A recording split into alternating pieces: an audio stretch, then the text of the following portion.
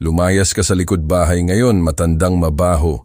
Nakakasuka ka sa mga ingay mo at sa presensya mo. Hindi iyan mga linya mula sa isang murang teleserye, mga kaibigan. Iyan ang mga salitang ibinato sa akin ng aking manugang, si Lucia Lucy Alcantara, ang sikat na modelo sa Instagram. Ako, si Ernesto Ernie Reyes, ang sinigawan niya, ang taong nagbayad ng bawat ladrilyo ng mansyon na nilalakaran niya ng pakembot-kembot.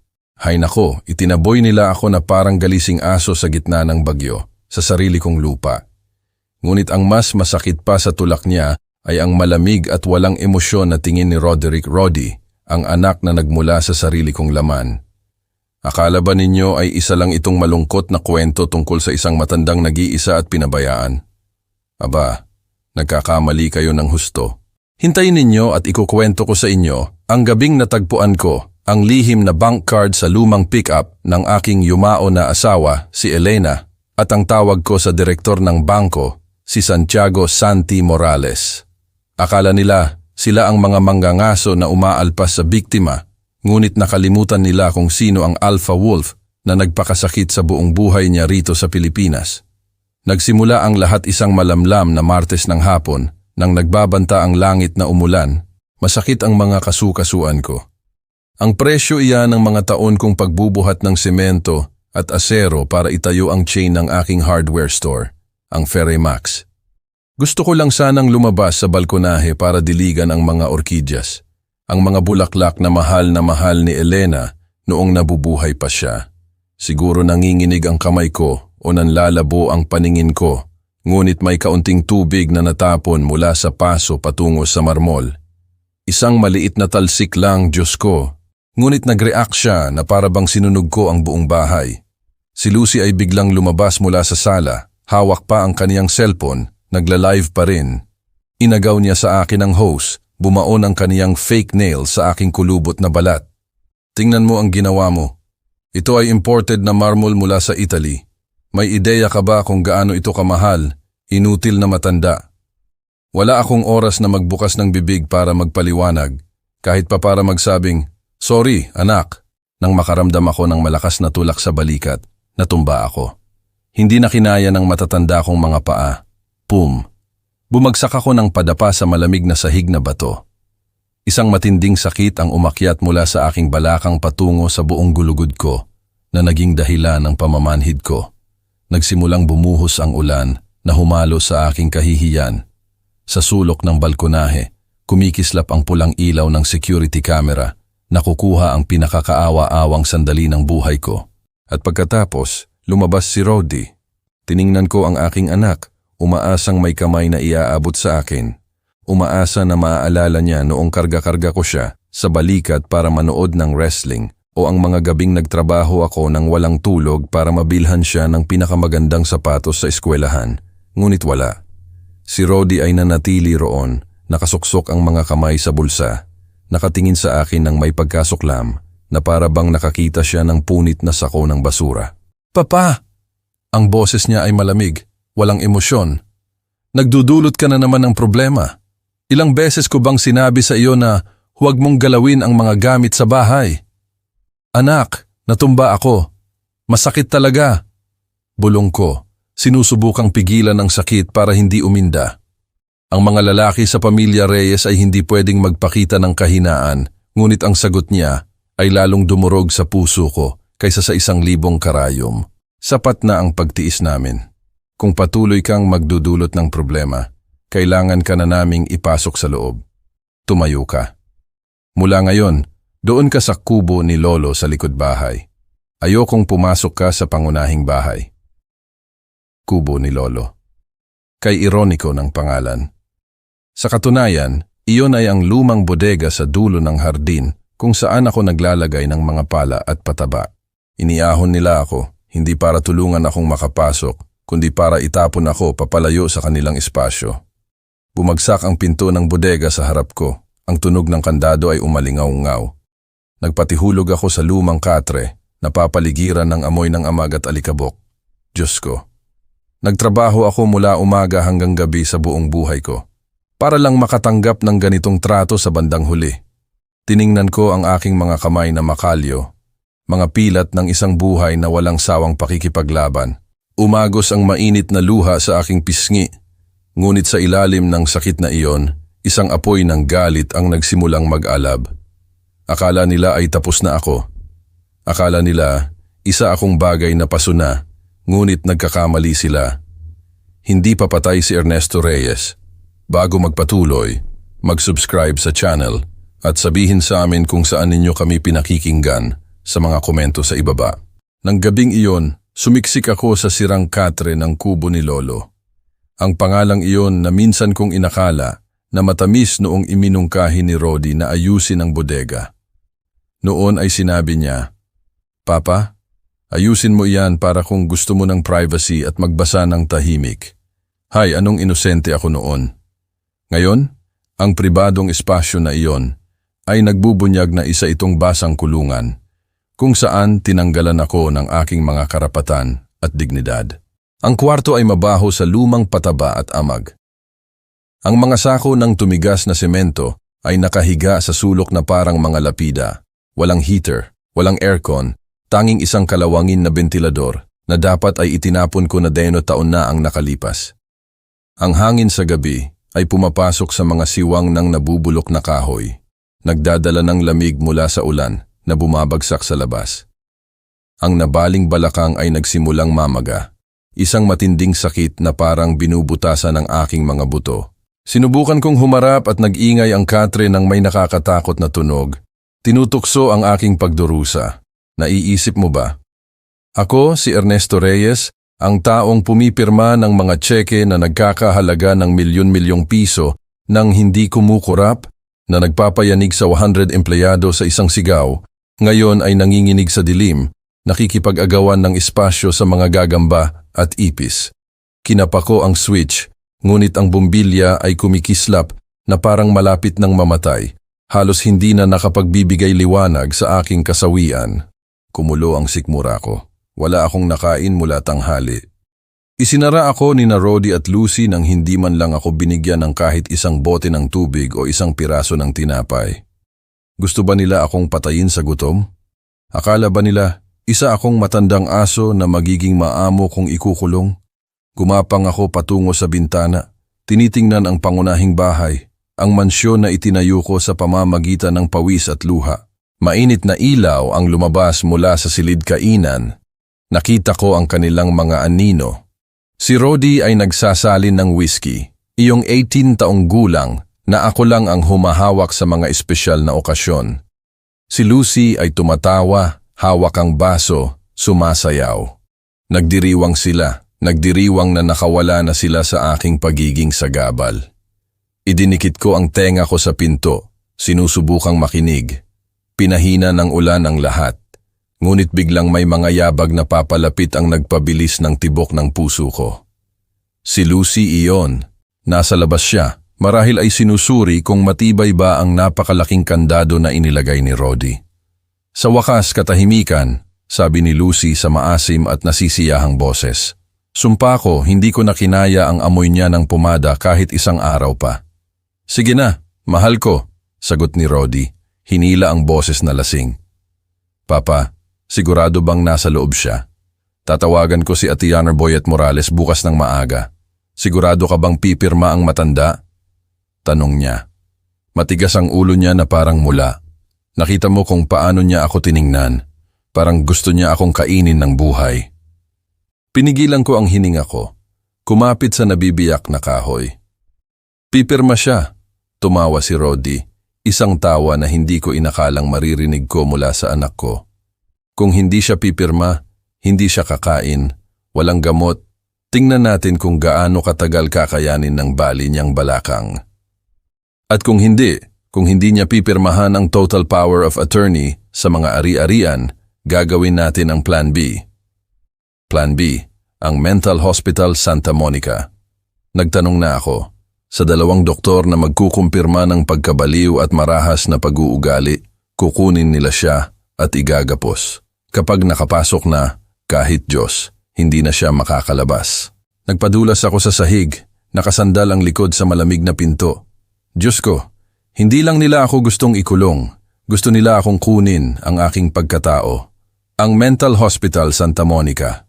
Ang lugar na iyon ay kilala bilang bahay ng mga buhay na patay, kung saan dahan-dahang namamatay ang mga matatandang nakalimutan at nagpapatahimik.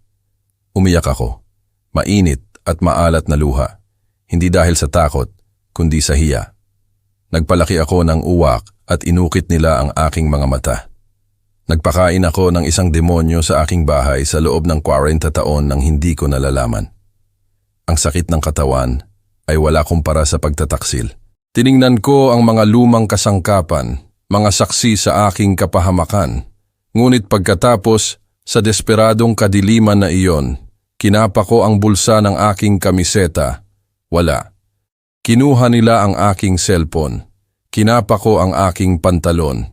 Ang natitira lang ay ang lumang panyong may burdang inisyal ni Elena. Inilapit ko ito sa ilong ko. Ang amoy niya ng lavender ay matagal nang nawala. Amoy lang ito ng panahon at alikabok. Ngunit ang amoy na iyon ang naglabas sa akin sa kailaliman. Hindi, bulong ko sa dilim. Hindi mabubulok si Ernesto Reyes sa butas na ito. Gusto ninyo ng giyera, mga pota? Sige. Ituturo ko sa inyo na hindi pa tapos ang lalaking ito. Pinunasan ko ang aking luha. Ang takot ay napalitan ng malamig na pagiging malinaw. Magiging mahaba ang gabing ito, ngunit hindi ako matutulog. Kailangan kong mag-isip, ang pagbagsak na ito ay hindi ang katapusan, ito ay ang simula ng isang giyera para mabuhay. Nakaupo sa makapal na dilim ng bodega, itinaas ko ang aking mga kamay sa harap ko. Sinusubukang makita sa pamamagitan ng gabi. Bagamat hindi ko nakikita ng maayos, alam ko sa memorya ang bawat kalus, bawat pilat, magaspang na daliri, makapal na kuko, balat na parang balat ng oak. Hindi ito mga kamay ng isang ipinanganak na may gintong kutsara sa bibig na tulad ni Rodi. Ito ay mga kamay ng isang mandirigma na nakipaglaban sa kahirapan mula umaga hanggang gabi sa buong buhay niya. Ibinabalik ako ng alaala sa Batangas noong dekada 70. Diyos ko, mahirap kami. Napakahirap na ang sikmura ay laging nakadikit sa likod. Ako ay 13 taong gulang, ulila sa ama. Ang aking ina ay may sakit at nakahiga sa kama. Ang tanging pag-aari ko ay isang kahon ng shoeshine na gawa ko at isang lata ng taba na hindi pa lubos na nagamit. Tuwing umaga, bago pa mawala ang hamog, gumagapang ako sa pangunahing plaza, lumuluhod sa harap ng mga mayayaman at matabang politiko. Hinihimas ang kanilang sapatos hanggang sa kumislap para sa ilang sentimos. Mga araw na ginigising ang balat ng lamig. Ang aking mga kamay na nabibiyak ay nagdurugo, ngunit hindi ako humihinto. Ang paghinto ay nangangahulugan na hindi makakakuha ng gamot ang aking ina, na hindi kami kakain ngayong gabi. Sapatos, ineng. Linisin mo ng husto at bibigyan kita ng 50 sentimos pa. Ang mga mayabang na boses na iyon ay umalingaw-ngaw pa rin sa aking ulo. Nilulun ko ang kahihiyan. Yumuko ako at sinabing, "Opo sir," habang pinapangarap na baguhin ang aking buhay. Sumumpa ako na hindi kailanman luluhod ang aking mga anak sa harap ng kahit sino. At pagkatapos, nakilala ko si Elena, ang aking buhay, anak ng isang mahirap na panday. Nagkasama kami noong wala kaming anuman kundi 2 kamay at nag-aalab na puso. Ang aming kasal ay walang limusin o pista, tanging isang hamak na pagkain at isang pangako sa harap ng Diyos na lalampasan namin ang mga bagyo ng magkasama. Nag-ipon kami ng bawat sentimo, nangutang para buksan ang unang hardware store. Tinawag namin itong tindahan, iyon ay isang zinc sheet na nagiinit sa tag-araw. Nagbubuhat ako ng semento sa isang lumang bisikleta. Si Elena, buntis, ang nag-aasikaso ng mga kwenta, nakikipagtawaran sa bawat tornilyo. May mga gabi na ang mga lokal na sindikato ay dumarating para manghingi ng lagay. Nagbabanta na sunugin ang lahat. Tumayo ako na may bareta sa pinto, namumula ang mga mata sa galit, sumisigaw. Sa ibabaw ng bangkay ko ninyo gagawin iyan sa pamilya ko. Ang aking pagkadesperado ang nagpaatras sa kanila. Mula sa dampa na iyon ipinanganak ang Feremax. Mula sa isang tindahan hanggang sa 2, hanggang sa naging chain sa buong probinsya. Pagkatapos ay ipinanganak si Rodi, Kasing ganda ng isang anghel, maputing balat, walang dumi ng kaniyang mga magulang. Umiyak ako habang karga-karga ko siya. Nangako akong ibibigay sa kanya ang lahat ng kulang sa akin. Ibinili ko siya ng pinakamahal na mga laruan. Ipinadala ko siya sa mga pribadong paaralan kasama ng mga anak ng politiko. Hindi ko kailanman hinayaan na humawak siya ng mabigat na trabaho. Iwanan mo yan, si Papa na ang gagawa. Mag-aral ka, sabi ko sa kanya. Noong gusto niya ang kaniyang unang kotse, sa edad na 18, binili ko ito. Noong nakabangga siya ng lasing, nagbayad ako para patahimikin ang pulisya. Nagtayo ako ng pader ng pera para protektahan siya mula sa buhay, ngunit nagkamali ako. Nagkamali ako ng husto. Akala ko, ang pagpapalayaw ay pagmamahal, ngunit lason pala. Inalis ko ang pagkakataon na maging lalaki siya, na maunawaan ang halaga ng pera at pawis. Lumikha ako ng isang inutil, umaasa, at walang utang na loob, isang taong hindi nakakaalam ng lasa ng pawis o gutom. At ngayon, ang mga kamay na inalagaan ko ang nagtutulak sa akin sa impyerno. Nakaupo sa lamig, tiningnan ko ang aking mga kamay na makalyo. Itinayo nila ang imperyo na ito, ngunit hinubog din nila ang halimaw na nagnakaw nito sa akin. Ang pagsisisi ay umakyat sa aking lalamunan kasing pait ng apdo. Kung sana ay naging mas mahigpit ako, kung sana ay hinayaan ko siyang bumagsak kahit minsan, ngunit walang kung sana sa buhay. Tanging ang malupit na kasalukuyan at ang masakit na nakaraan lang ang mayroon ako. Ngunit ang nakaraan na iyon ay nagpapaalala sa akin ng isang bagay. Ako si Ernesto Reyes, ang shoe shiner na hindi sumuko. Kung nakaya kong makaahon sa putik, makakaya ko ring lumabas sa butas na ito. Ang pag-iisip kay Elena ay nagpipiga sa aking dibdib. Kung ako ang mga kalamnan ng pamilyang ito, siya naman ang utak at ang puso. Si Elena ay hindi lang isang matamis na asawa, siya ay isang matalinong babae na may nakakatakot na intuwisyon. Napakagaling niyang bumasa ng tao na minsan ay kinikilabutan ako. Naalala ko ang huli niyang mga araw sa Hospital Santa Fe. Ang lintik na kanser ay kumain sa kaniya hanggang sa buto na lang siya. Ngunit ang kaniyang mga mata, ang mga matang kulay hazel na iyon, ay kumikislap sa kakaibang paraan, tumatagos sa kaluluwa. Nang araw na iyon, kakatapos lang umalis ni na Rody at Lucy matapos ang isang mabilis at huwad na pagbisita. Si Lucy ay umiiyak ng walang luha at si Rody ay nakatingin sa relo, sabik na umalis. Nang magsara ang pinto, humarap sa akin si Elena, hinigpitan ang pagkakahawak sa aking kamay, bumaon ang kaniyang mga kuko na para bang may ipinapadala siyang mahalagang mensahe. Ernesto, ang boses niya ay mahina, ngunit matatag. Huwag mong hayaan na bulagin ka ng pagmamahal. Nagpapalaki ka ng isang ulupong at isang duwag na kordero sa bahay. Anong sinasabi mo, misis? Sinubukan ko siyang pakalmahin. Abala lang ang mga bata. Mahal ka nila, di ba? Sinubukan ni Elena na tumayo, umubo. Pakinggan mo ako. Si Rody ay may apelyido mo, ngunit walang laman ang loob niya. At si Lucy, ang tingin niya ay napuno ng galit na bihirang makita ko sa kanya. Hindi niya mahal ang anak natin, mahal niya ang wallet mo. Naghihintay siya na mamatay ako at pagkatapos ay ikaw naman ang kukunin nila. Noong sandaling iyon, hindi ko pinansin. Inisip ko na ang sakit at ang morphine ang nagpapaligaw sa kanya. Paanong magiging malupit ang sarili naming mga anak? Hinalikan ko siya sa noo at sinabi ko sa kanya na magpahinga. Ngunit hindi ako binitawan ni Elena. Hinila niya ako papalapit, ibinulong ang kaniyang huling mga salita. Mga salita na noon ay parang baliw, ngunit ngayon ay kasing bigat ng tonelada. Ernesto, mangako ka sa akin ng isang bagay. Kung isang araw, makaramdam ka ng kalungkutan sa sarili mong bahay. Kung isang araw ay tatalikuran ka nila, hanapin mo si Santiago. Santiago? Santiago Morales? Ang taga-bangko? Nagulat ako. Si Santiago ay isang matandang kaibigan at ang aming pinagkakatiwalaang banker. Oo, may iniwan ako para sa iyo sa kanya. Isang susi, isang way out. Nagbuntong hininga siya at nawala ng lakas. Huwag kang magtiwala ng bulag, Ernesto, kahit sa dugo. Kapag ang kasakiman ang namumuno, ang pamilya ay isang fakad lang. Panatilihin mong malamig ang ulo mo dahil hindi na ako makakabalik para protektahan ka. Iyon ang huli naming malinaw na pag-uusap. 2 araw pagkatapos, namatay siya. Nalunod ako sa sakit. Iniwan ko ang Feremax kay Rody para takasan ang katotohanan. Nakalimutan ko ang kaniyang babala. Nakalimutan ko si Santiago. Hinayaan ko na bulagin ako ng sakit tulad ng kinatakutan niya. Ngayon sa bodega na ito, malinaw na umalingaw-ngaw ang boses ni Elena. Naghihintay siya na mamatay ako at pagkatapos ay ikaw naman ang kukunin nila. Diyos ko, Elena, tama ka. Palagi kang tama. Isa akong matandang tanga na naniniwala sa masayang pamilya. Hinayaan kong pumasok ang ulupong na si Lucy at hinayaan kong manipulahin niya ang aming mahinang anak. Ngunit si Santiago, isang susi.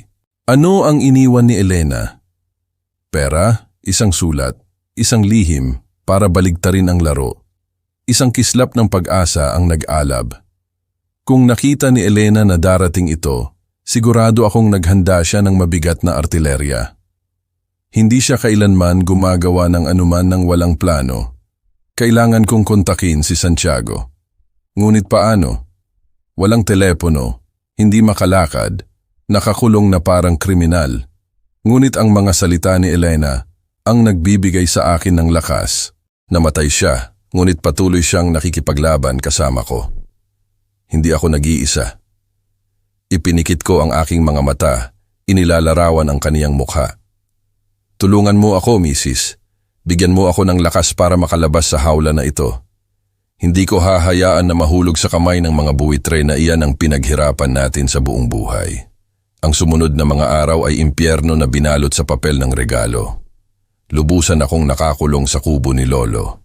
2 beses sa isang araw, pinadadala ni Lucy ang katulong na may dalang pagkain, hindi mainit na pagkain, kundi malamig na tira-tira, isang sinigang na may luma at panis na gulay, tinapay na kasing tigas ng bato, at isang bote ng tubig.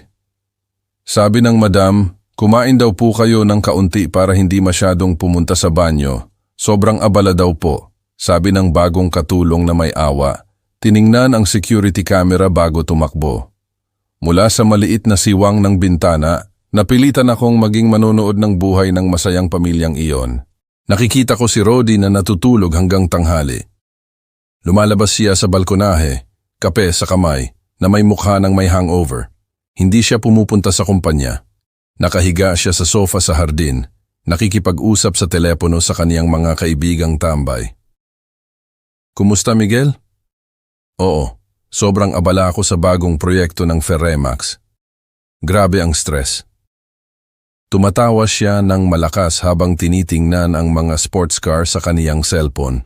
Ang matanda ko na nagloloko na, pinaretire ko na. Ngayon ako na ang naguutos, pinipirmahan ko ang gusto ko.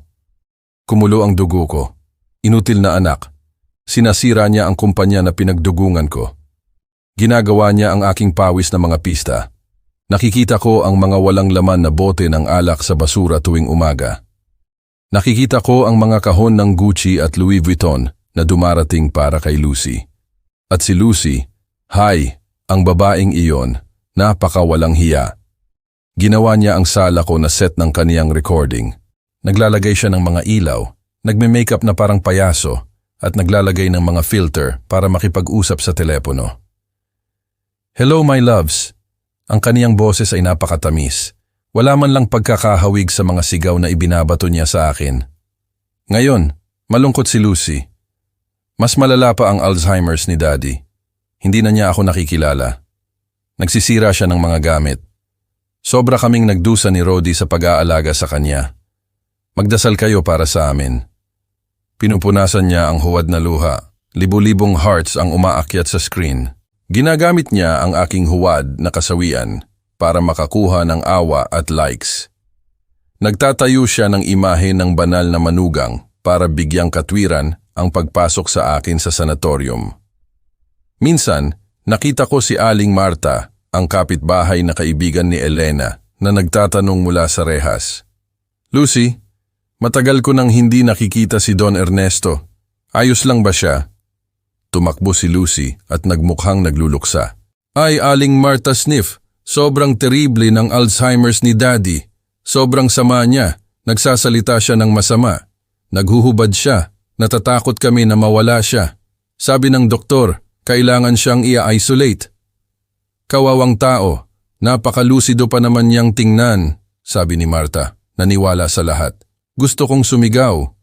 Martha, nandito ako, hindi ako baliw, tulungan mo ako. Ngunit nagsara ang aking lalamunan. Kung sumigaw ako, sasabihin nila na isa itong atake ng kabaliwan at bibigyan nila ako ng sedative. Ang galit ay naging malamig at makapal na pagkasuklam. Nakikita ko silang kumakain ng filet habang ako ay ngumunguya ng matigas na tinapay. Nakikita ko silang nagtutoast para sa kanilang malayang hinaharap habang ako ay nagbibilang ng mga gagamba. Sila ay mga parasite. Dumikit sila sa matandang katawan na ito. Sinipsip nila ang dugo at pera at ngayon gusto nilang itapo ng balat. Ngunit nakalimutan nila ang isang bagay. Mamamatay ang parasite kung ipagtatanggol ng host ang sarili at ang host na ito ay hindi pa handang mamatay. Araw-araw, mas marami akong inoobserbahan. Si Rodi ay nalalasing tuwing 2:00 AM. Si Lucy ay umiinom ng sleeping pills at natutumba na parang troso. Ang likod na pinto ay nananatiling walang susi tuwing Biyernes dahil maaga umalis ang katulong. Naghihintay ako, tulad ng isang hayop na nasugatan na naghihintay sa pagkakamali ng mangangaso. Kailangan ko lang ng isang lamat para makatakas. At kapag bumalik ako, kapag bumalik ako, walang awa. Ang awa ay namatay kasama ni Elena. Ngayon, ang natitira lang ay si Ernesto Reyes at ang kaniyang hustisya. Kinabukasan, bumukas ang pinto ng aking kulungan. Hindi ang katulong, kundi si Rodi kasama ang isang estranghero. Ang lalaki ay nakasuot ng isang mura at makintab na kulay abo na suit, gasgas na briefcase, mukha ng daga, at matatalim na mata sa likod ng makapal na salamin. Ang kaniyang karaniwang pabango ay mas mabaho pa kaysa sa amoy ng kwarto. Siya si Atty. Boyet Morales, isang legal coyote na kinuha ni Rodi. Kilala ko siya. Sikat sa pag-aayos ng maruming papeles. "Kumusta, Papa?" sabi ni Rodi ng tuyo, hindi tumitingin sa akin. Siya si Atty. Morales, tutulungan kanya na ayusin ang ilang administrative paperwork para maging panatag ka. "Anong mga paperwork?" tanong ko. Sinusubukang panatilihin ang katahimikan ng isang patriarka na nakaupo sa gilid ng katre. Ngumiti si Morales, ipinakita ang gilagid niya, isang tuso ng ngiti. Kumuha siya ng isang bundle ng mga papel at inihagis ang mga ito sa pilay na mesa. "Don Ernesto," sabi niya na parang pulot, "ito ay isang malawak na power of attorney at isang medical rights session. Nag-aalala ang iyong anak sa iyo, sa iyong pagkalimot, alam mo na, mga bagay-bagay ng edad.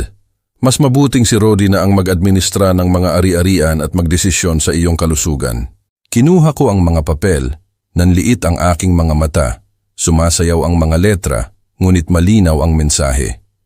Ibigay ang boto sa Ferremax, walang limitasyong pag-withdraw ng mga kwenta, desisyon sa tirahan at paggamot. Sa madaling salita, kung pipirma ako, isa akong ragdoll. Maaari nilang ibenta ang bahay, ang kumpanya, ikulong ako kung saan nila gusto, at wala akong masasabi. Hindi ito isang power of attorney. Ito ay ang aking sentensya ng kamatayan. Hindi ako pipirma. Inihagis ko ang mga papel sa sahig. Hindi ako patay o baliw.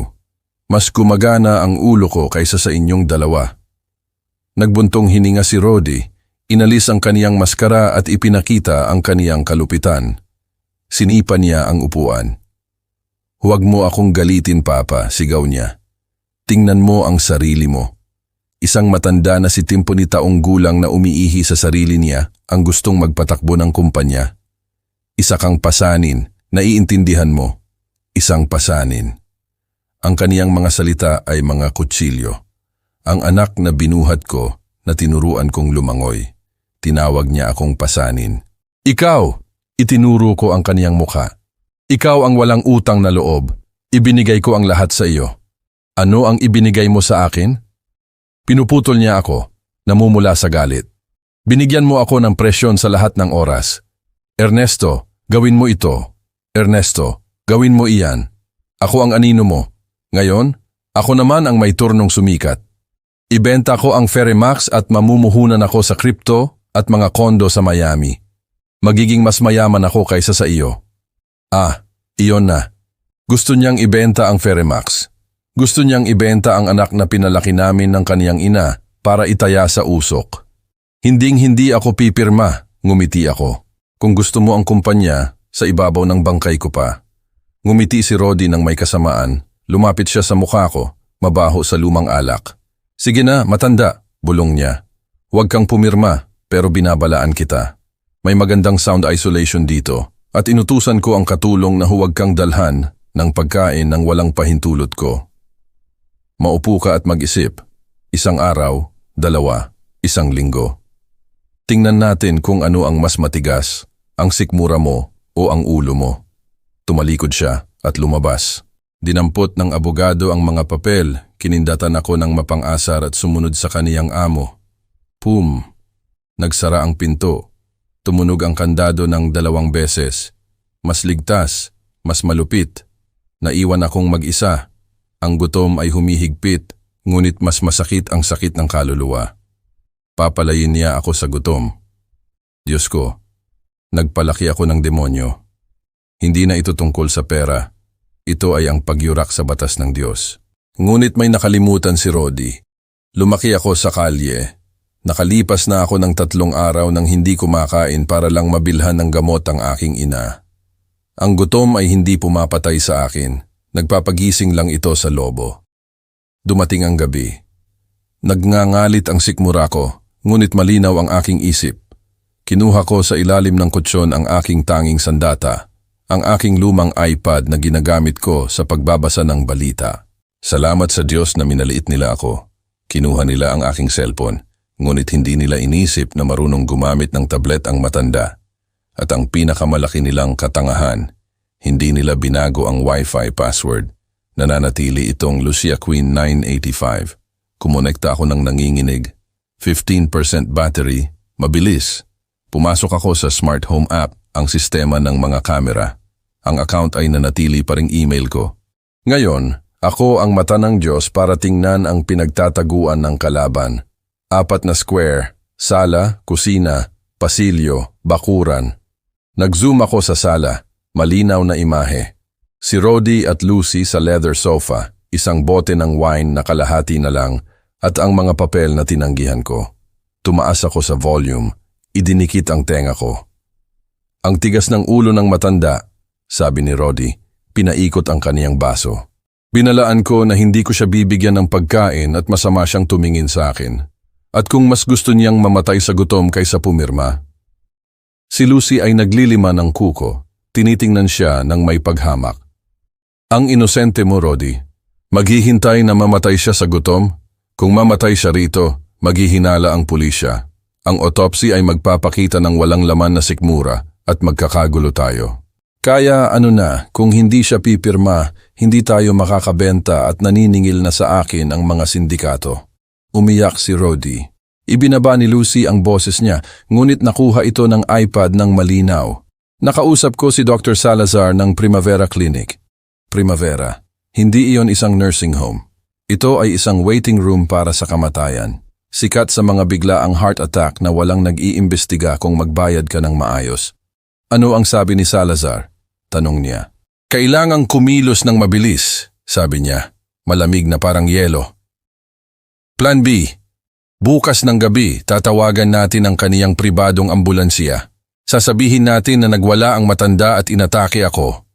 Lalagyan ni Salazar siya ng matinding sedative, dosis de caballo. Matinding dosis. At kung mamatay siya, nag-alinlangan si Rodi. Kung mamatay siya, mas mabuti pa. Nagkibit balikat si Lucy na parang pumapatay ng langaw.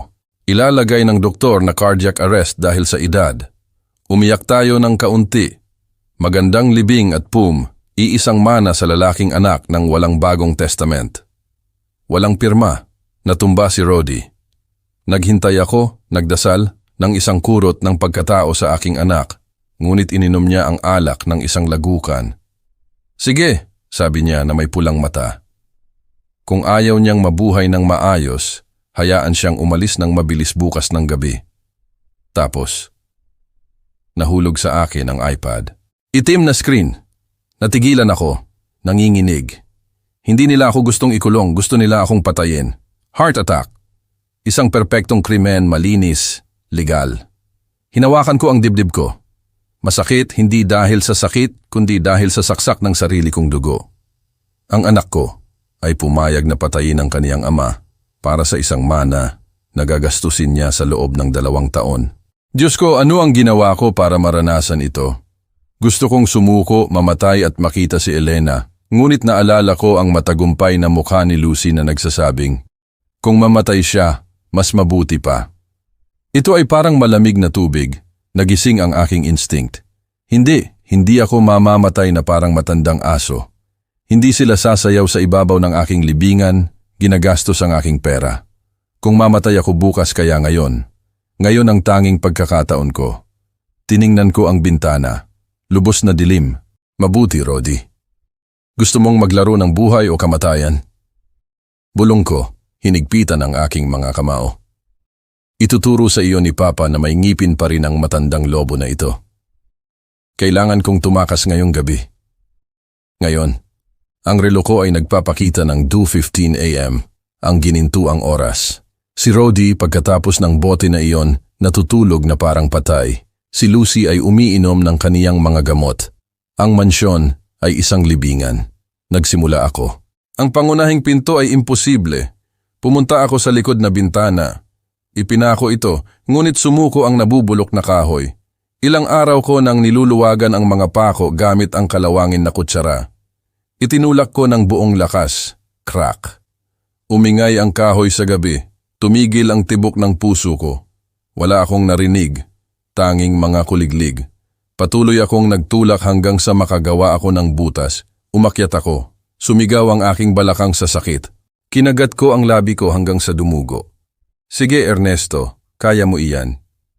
Nahulog ako sa putik sa labas. Napuno ako ng putik, ngunit huminga ako ng malalim. Amoy ng kalayaan. Hindi ako tumakbo sa tarangkahan. Pumunta ako sa lumang garahe sa dulo. Nandoon ang aking kayamanan. Ang bagay na hinahamak ni Rodi, ang aking Ford F-150 ng 92. Pula, nagkalas ng pintura, ngunit isang tapat na makina. Tinawag ito ni Rodi na basura na nakakahiya. Para sa akin, ito ang aking kasamahan sa mga laban. Alam ko kung nasaan ang spare key. Si Elena, laging nagpaplano, nagtago ng isa sa toolbox, binalot sa isang basahan na may langis sa ilalim. Kung sakaling may emergency at hindi ka makapasok sa bahay, sabi niya. Ay Elena, sinagip mo ulit ako. Kinapa ko sa pagitan ng malamig na bakal. Nandoon ang basahan, malamig ang susi sa aking kamay. Binuksan ko ang garahe. Nag-ingay ang mga bisagra. Kik, guaw. Si Bruno ang Doberman ni Rodi, tumahol mula sa kaniyang hawla. Natigilan ako, malamig na pawis. Kung tumahol siya ng mas malakas, magigising ang lahat. O kung nakawala siya, lalamunin niya ako. Dumikit ako sa pick-up. Shh, Bruno, tahimik. Bulong ko, tumigil ang aso. Marahil ay inisip niya na isa akong pusa o nakilala ang aking amoy, ang amoy ng matanda na nagbibigay sa kaniya ng mga buto ng patago. Sumakay ako sa pick-up, lumubog ang upuan, amoy ng gasolina at lumang balat. Isinaksak ko ang susi, sandali ng katotohanan. Kung hindi ito aandar, patay ako. 6 na buwan na itong nakatigil. Pakiusap, luma kong kaibigan, huwag mo akong biguin ngayon. Pinaikot ko ang susi. Cough, cough, cough. Umubo ito na parang may tuberculosis. Wala. Tumigil ang puso ko. Ulit. Cough, cough, roar. Umalingaw-ngaw. Maitim na usok ang lumabas sa exhaust. Umikot ito na parang nagigising na halimaw. Masyadong maingay. Maririnig nila. Wala nang stealth. Isinaksak ko ang clutch, first gear ng husto. Umalis ako sa garahe ng mabilis. Itinuro ko ang nabubulok na tarangkahan ng kahoy sa likod bahay. Boom! Tinahak ng pick-up ang kahoy na parang papel. Nagliparan ang mga splinter. Nakita kong umilaw ang kwarto ni Rodi. Narinig ko ang mga sigaw. Magnanakaw! Papa, huminto ka! Masyado nang huli, anak. Tinapakan ko ang accelerator. Nilamon ng pick-up ang gabi. Iniiwan ang nabubulok na mansyon, ang nakaraan at ang pagtataksil. Umiyak ako habang nagmamaneho, nanginginig, ngunit malaya. Isa akong fugitive mula sa sarili kong pamilya. Nagmaneho ako na parang baliw ng 3 oras patungo sa mahihirap na suburb. Nang mag-umaga, umubo ang pick-up. Walang laman ang tangke. Pumasok ako sa isang lumang gasolinahan. Bumaba ako ng paika-ika, matindi ang sakit, puno ng putik na parang isang pulubi. Pumasok ako sa tindahan, matindi ang uhaw. Kumuha ako ng tubig at isang lumang sandwich. Pumunta ako sa cashier. Tiningnan ako ng cashier ng may pagkasuklam, tinatakpan ang kaniyang ilong. 85 piso, sabi niya ng tuyo. Naghanap ako sa aking bulsa. Diyos ko, wala akong cash. Ngunit sa lumang wallet ko dala ko ang platinum card ng Vanmex, walang limitasyon, ni Don Ernesto Reyes. Kinuha ko ito ng may dignidad. Singilin mo rito. Tiningnan niya ang itim na card at pagkatapos ay ang aking hitsura. Nag-aalinlangan, ngunit ipinasa niya ito. Beep. Beep, pulang ilaw. Tarheta, rejected lolo. Ibinato niya sa counter. Imposible. Malamig na pawis. Subukan mo ulit. May milyon-milyon itong credit. Milyon-milyon? Hindi po. Ang nakalagay ninakaw. Blocked. Kanino mo ito ninakaw? Umalis ka bago ko tawagan ng pulisya. Natigilan ako, itinaboy ako na parang magnanakaw. Lumabas ako ng nanginginig. Sa sandaling iyon, nag-vibrate ang lumang brick cellphone na pang-emergency na inilagay ko sa glove compartment. Mensahe mula sa bangko. Abiso. Sa utos ng hukuman 234 JC, mga kwenta ni Ernesto Reyes, frozen. Legal guardian, Roderick Reyes. Motibo, mental incapacity. Binitawan ko ang aking mga braso, ginawa nila. Binili ni Rodi ang hukom sa gabi. Legal, baliw ako. Isa akong multo. May pangalan ako ngunit walang karapatan. Milyonaryo, namamatay sa gutom sa kalye. Tinamaan ako ng pagkadesperado. Sumandal ako sa pick-up at nagpadulas sa sahig, umiiyak na parang bata. Tapos na Elena, talo ako. Kinuha nila ang lahat sa akin. Dumaan ang mga tao. Walang tumitingin sa marumi na matanda. Ang mundo ay malupit. May pera. Ikaw si Don Ernesto. Walang pera. Basura ka. Naisip kong sumuko, tumalon sa bangin, ngunit nakita ko ang bukas na glove compartment. Sa pagitan ng mga lumang papel, isang wine-colored wallet kay Elena. Nakalimutan niya iyon doon 3 taon na ang nakalipas sa isang picnic. Binuksan ko ito ng nanginginig, walang pera, tanging isang larawan ng pamilya at isang itim na card, mate, walang logo, walang pangalan, tanging ginintuang numero at isang maliit na pirma. Morales Morales, Santiago Morales. Ang boses ni Elena. Hanapin mo si Santiago. May iniwan akong susi. Malakas na tumibok ang puso ko. Ito ba ang susi? Gumagana ba ito o block din? Sa likod, sulat kamay ni Elena na may permanent marker. Fideico. Libertad. Key. Nuestra boda. Fideichiso. Nakahiwalay na pera. Hinigpitan ko ang card. Kem. Ito ang lifesaver na inihagis sa akin ng aking asawa mula sa langit. Pinunasan ko ang aking luha. Hindi pa tapos, Rodi. Ni-block mo ang mga kwenta ko, ngunit hindi mo ni-block ang katalinuhan ng iyong ina. Sumakay ako sa pick-up, nakalimutan ko ang gutom. Pinaandar ko patungo sa sentro. Pupunta ako sa bangko. Ito ang huling baraha ko. 9 Sagar AM. Ipinark ko ang kalawangin na pick-up sa harap ng Bangko Nasyonal sa pagitan ng isang Mercedes at isang BMW. Tinitingnan ako ng mga tao. Bumaba ako.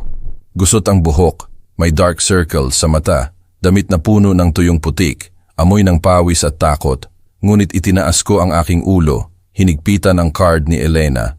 Pumasok ako sa lobby ng marmol, sariwa, makintab. 2 malalaking gwardiya ang humarang sa akin. Hoy boss, nagkamali ka. Nasa ibaba ang shelter. Ito ay VIP na bangko, sabi ng isa, kamay sa batuta. Pumunta ako para makita si Direktor Santiago Morales, sabi ko ng paos ngunit matatag. Tumawa sila. Ang direktor? Ikaw? Pakiusap, umalis ka bago ka namin sipain palabas. Hahawakan na nila ako. Sinunog ako ng kahihiyan. Tigil! Sigaw ko. Itinaas ang itim na card. Sabihin ninyo kay Santiago na nandito si Ernesto Reyes at dala ko ang susi ni Elena. Nag-alinlangan ang gwardiya nang makita ang card. Ang boses ko ng utos ang nagpatigil sa kanya. Bumukas ang VIP elevator. Lumabas ang isang lalaki na nakasuot ng perpektong suit. Narinig ni Santiago ang gulo. Tiningnan niya ako. Pinigilan ko ang hininga ko. Kikilalanin ba niya ako? Hindi ba niya ako papansinin? Nanliit ang mga mata ni Santiago. Pagkatapos ay lumaki ang mga ito. Tumakbo siya patungo sa akin. Don Ernesto! Binitawan ako ng mga guwardiya na mutla. Sir Director, itong pulubi. Tumahimik kayo! Sigaw ni Santiago, namumula sa galit. Siya ang pinakamahalaga kong client. Sino ang nagbigay sa inyo ng pahintulot na bastusin siya? Niyakap niya ako nang hindi pinapansin ang aking amoy. Diyos ko Ernesto kaibigan, hinihintay kita. Tama si Elena. Sabi niya, darating ka ng ganito. Santiago, bumagsak ako. Kinuha nila ang lahat sa akin. Hindi pa. Tinapik niya ako. Halika. Umakyat kami sa kaniyang opisina sa penthouse. Binigyan niya ako ng kape at biskwit. Pagkatapos ay inilipat niya ang isang kuwadro sa dingding. Isang safe. Petsa ng kasal? Tanong niya. Abril 12, 78. Beep and clock. Bumukas ito. Kumuha siya ng isang mabigat na metal na kahon. Ito ang fideicomiso de libertad na ginawa ni Elena 20 taon na ang nakalipas, sabi niya ng solemne. Inilagay niya ang 40% ng kaniyang pribadong kita rito. Lubusang malaya mula sa inyong mga ari-arian at higit sa lahat, lampas sa abot ni Rodi. International jurisdiction. Binuksan ko ang kahon, mga bundle ng dolyar. Ngunit ang pinakamahalaga ay hindi ang pera, kundi ang isang red USB flash drive at isang folder na may etiketa. Ebidensya. Alam ni Elena na mapanganib sina Rodi at Lucy, paliwanag ni Santiago. Kumuha siya ng mga detective 5 taon na ang nakalipas. Ernesto, maghanda ka. Nandito ang lahat para ikulong sila. Mga recording, embezzlement, at patunay ng pagtataksil ng dalawa. Kinuha ko ang USB, naramdaman ko ang init ni Elena na nagpoprotekta sa akin. Hindi lang siya nag-iwan ng pera, nag-iwan siya ng isang espada ng hustisya. Tiningnan ko si Santiago, hindi na may pagkadesperado, kundi may apoy sa mga mata. Salamat Santiago, salamat Elena, sabi ko sa isang mabigat na boses. Ngayon kumuha ka sa akin ng pinakamahusay na abogado sa lungsod. Ang matandang lobo na si Ernesto Reyes ay mangangaso na. Hindi na ako biktima, ako na ang tagapagparusa. Rodi, Lucy, tamasahin ninyo ang huli ninyong oras ng kalayaan. Pupunta na si Papa. Nakaupo sa marangyang opisina ni Santiago, humihigop ng isang tasa ng mainit na kape. Isang luho na nakikita ko lang sa panaginip nitong mga nakaraang araw. Naramdaman ko na tumakbo muli ang mainit na dugo sa aking mga ugat. Hindi lang ako binigyan ni Santiago ng pera. Binigyan niya ako ng pinakamahalagang piyesa ng ahedres para magbigay ng checkmate sa laro na ito. Si Attorney Daniela, Danny, Villaflor. Bumukas ang pinto at pumasok ang isang babae na mga 35 taong gulang. Hindi siya mukhang mga matatanda at mabagal na abogado na nakikita ko. Nagningning si Daniela nang may katalinuhan na parang scalpel. Nakatali ang buhok sa isang perpektong bun, itim na suit na fitted, at ang mga mata niya, Diyos ko, ang mga matang iyon ay tila kayang tumagos sa anumang kasinungalingan. Magandang hapon, Don Ernesto, sabi niya. Kinamayan ako ng matatag, hindi nagulat sa aking maruming hitsura. Medyo ikinuwento sa akin ni Tio Santi. May 2 uri ng tao na kinasusuklaman ko. Ang mga nananakit sa babae at ang mga umaabuso sa kanilang magulang. Tila ginawa ng iyong anak ang 2 kasalanan na iyan, ngumiti si Santiago. Si Daniela ang shark ng batas pampamilya. Hindi pa siya natatalo sa kahit isang kaso. Itinulak ko ang USB at ang folder ni Elena papunta sa kaniya. Nandito ang lahat ng pag-asa ko, abogada. Binuksan ni Daniela ang folder. Mabilis na binasa ang mga handwritten notes ng aking asawa. Kumunot ang noo niya, Pagkatapos ay nag-relax at lumabas ang isang maliit na ngiti sa kaniyang mukha. Ang iyong asawa ay isang henyo, Don Ernesto, sabi ni Daniela. Pinatong ang mga daliri sa mga papel. Hindi lang niya ni-record ang mga embezzlement ni Rody, nagtala rin siya ng diary ng pag-uugali. Hinulaan niya na gagamitin ni Rody ang mental incapacity card para kunin ang kontrol. At kinuha niya ang isang papel na may pulang stamp. Ito ang periodic psychiatric certificate na kinuha niya ng patago tuwing 6 na buwan sa ilalim ng dahilan ng isang general check-up. Naalala mo? Natigilan ako. Totoo, pinilit ako ni Elena na pumunta sa pribadong ospital tuwing 6 na buwan. Inisip ko na para iyon sa mga sakit ng katandaan, ngunit lumabas na nag-iipon pala siya ng legal na ebidensya para patunayan na lubusan akong matino. Sa file na ito, kasama ang isang bagong evaluation na gagawin natin ngayong hapon sa Forensic Institute. Ang urgent guardianship order ni Rody ay magiging toilet paper. Tinitiyak ni Daniela ng may matatag na boses. Bukod pa rito, idedemanda natin siya para sa iligal na pagkakakulong at procedural fraud. Hindi lang siya mawawalan ng pera, magtatapos siya na nakasuot ng stripes.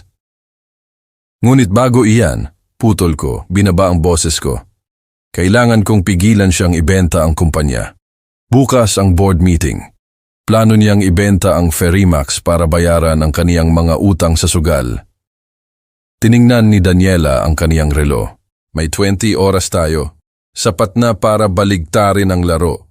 Ngunit hindi ka pwedeng humarap sa mga shareholder na ganiyan ang hitsura. Don Ernesto, kailangan mong maging muli ang boss. Kailangan mong nanginginig sila sa sandaling tumapak ka sa silid. Tama siya.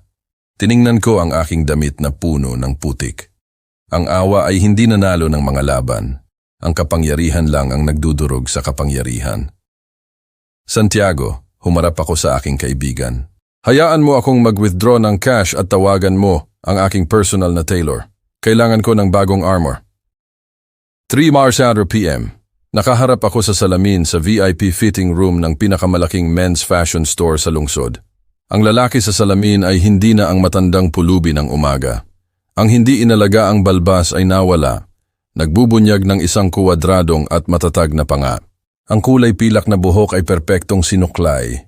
Nakasuot ako ng isang dark navy blue suit, Italian cut na made to measure, na bumabagay sa akin na parang guwantes. Ang silk tie na kulay wine, ang kulay ng kapangyarihan, ng dugo at apoy. Ang sapatos ay kumikinang sa ilalim ng ilaw. Inayos ko ang aking kwelyo, tinitingnan ang sarili ko sa mata. Bumalik ka na, Ernesto. Hindi ikaw ang biktima, ikaw ang tagasingil. Sa labas, ang team ni Daniela ay nagtatrabaho ng mabilis sa isang pansamantalang opisina na inarkila namin sa hotel.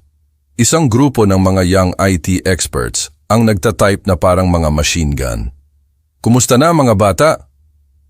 Pumasok ako, nakasandal sa isang ebony walking stick na may ulo ng dragon, isang accessory na iminungkahi ni Daniela para magdagdag ng autoridad. Isang binata na may makapal na salamin ang nag-angat ng tingin na kumikinang ang mga mata. Sir, matagumpay kaming nakapasok sa cloud ng bahay. Napakadali ng password. Na-download namin ang lahat ng video ng mga kamera sa huling 30 araw. Hanapin mo sa akin ang video noong isang gabi, noong tinulak nila ako, utos ko. Nakuha na namin at may mas maraming kawili-wili pa. Itinoon niya ang laptop sa akin. Sa screen ay nakita sina Rody at Lucy na naghahapunan kagabi pagkatapos lang na tumakas ako at hindi pa nila namamalayan. Video, Lucy. Na-transfer ko na ang 2 milyong piso mula sa payroll patungo sa account sa Cayman. Bukas, ibebenta natin ang kumpanya at lilipad tayo sa Miami. Bahala na ang matanda, mas mabuti pa kung mabulok siya sa bodega, Rody. At ang utang sa mga sindikato, Lucy. Gagamitin natin ang down payment ng benta para bayaran sila. Ang mga shareholder ay mga hangal. Naniwala sila sa kwento ng huwad na power of attorney. Hinigpitan ko ang hawakan ng baston. Lumitaw ang mga ugat sa aking kamay. Hindi lang nila ako gustong patayin. Gusto nilang nakawin ang sweldo ng daan-daang tapat na empleyado, mga taong kasama ko sa buong buhay. Hindi iyon mapapatawad. I-save ang lahat. sabi ni Daniela sa tabi ko. Nakakrossed ang braso na may malamig na ngiti, lalo na ang bahagi kung saan inaamin ni Lucy ang pagpapalsipika ng mga dokumento. Iyon ang kaniyang direktang ticket sa kulungan. At mayroon pa, patuloy ng lalaki sa systems na medyo nag-aalangan. Nakakita kami ng isang nakatagong folder sa personal na laptop ni Lucy. Tila hindi rin masyadong tapat ang iyong manugang, kung baga. Binuksan niya ang isang serye ng mga screenshot ng mensahe at hotel bills. Nakikipagtalik pala si Lucy sa mismong abogado Morales, ang lalaki na nagdala sa akin ng mga papel para pirmahan. Diyos ko. Tumawa ako, isang mapait ngunit nakakawala ng sakit na tawa. Lumabas na ang aking prodigal son ay isa lang duwag na pawn. Ipinagbili niya ang kaniyang ama para sa isang babae na nakikipagtalik sa kaniyang abogado. I-print ang lahat, sabi ko. Bukas sa meeting, gusto ko na bawat shareholder ay may kopya ng dula na ito. Nang gabing iyon, nakahiga sa malambot na kama ng 5-star hotel, hindi ako nakatulog. Hindi dahil sa pag-aalala, kundi dahil sa pananabik. Inilalarawan ko ang kanilang mga mukha bukas. Rodi, Lucy, tamasahin ninyo ang huli ninyong pagtulog dahil kapag sumikat ang araw, magsisimula ang inyong bangungot. 9 House AM, Ferrymax Headquarters. Nasa isang black armored car ako sa basement, nanonood sa tablet. Ang board meeting ay nagaganap sa ika-20 palapag. Ang kamera sa boardroom ay nagpapakita kay Rodi sa podium, nagbibigay ng masigasig na talumpati. Suot niya ang suit na binili ko noong nakaraang taon. Mukha siyang maayos, ngunit nakahilis ang kaniyang kurbata, palatandaan ng kaniyang pagpapabaya. Mga Ginoo! Umalingaw-ngaw ang boses ni Rodi na puno ng huwad na kumpiyansa. Ang aking ama, si Don Ernesto, ay napakadelikado na sa kalusugan. Wala na siyang katinuan para gabayan ang barko na ito. Bilang kaniyang legal guardian at co-interim, iminumungkahi ko ang pag-merge ng Ferrymax sa Global Build Group. Ito ay isang kinakailangang hakbang para iligtas ang mga kita. Iligtas ang mga kita. Sinungaling. Kumikita pa rin ang Ferrymax. Ibinenta niya ang kumpanya dahil ipinangako sa kaniya ng Global Build ang agarang cash para sa kaniyang mga utang. Ang matatandang shareholder, ang mga kasama ko sa laban, ay nagtinginan ng may pag-aalala. Itinaas ni G. Martinez ang kaniyang kamay. Ngunit gusto naming marinig ang opinyon ni Ernesto. Bakit hindi siya dumating? Nakarinig kami ng mga bulungan na kinulong ninyo siya. Si Lucy, nakaupo sa tabi ni Rodi na parang secretary, ay mabilis na tumayo. Ay, Tio Martinez, saan mo narinig ang mga chismis na iyan? Nagpapahinga si Daddy sa isang pribadong resort? Napakahina niya, halos wala siyang lakas na magsalita. Sapat na, sabi ko sa driver. Umakyat tayo. Sumakay ako sa elevator kasama si Daniela at 4 na malalaking bodyguard. Malakas na tumibok ang puso ko, hindi sa takot, kundi sa adrenaline. Bumukas ang mga pinto sa ika-20 palapag. Ang receptionist, nang makita ako, ay bumukas ang bibig at nahulog ang telepono. Pre-presidente! Idinikit ko ang daliri ko sa labi ko, humihingi ng katahimikan at lumakad ako patungo sa boardroom. Sa loob, naghahanda si Rodi na pirmahan ang kontrata ng benta. Pum! Binuksan ng 2 kong bodyguard ang mabibigat na pinto ng oak ng malapad. Ang buong silid ay napatalon sa takot at pumasok ako, ang tunog ng aking baston na tumatama sa sahig. Tok, tok, tok. Umalingaw-ngaw ng may autoridad sa matinding katahimikan. Tumayo ako roon, tuwid ang likod, mataas ang ulo, na may tingin ng apoy na umaalis sa lugar.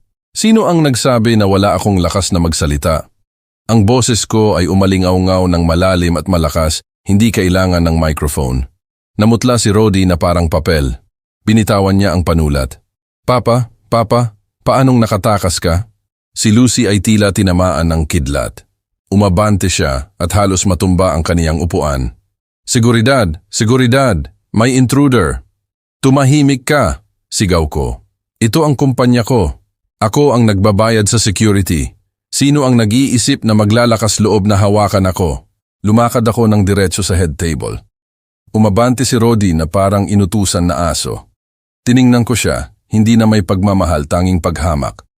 Mga ginoong shareholder, hinarap ko ang mesa ng kalmado, ngunit matatag.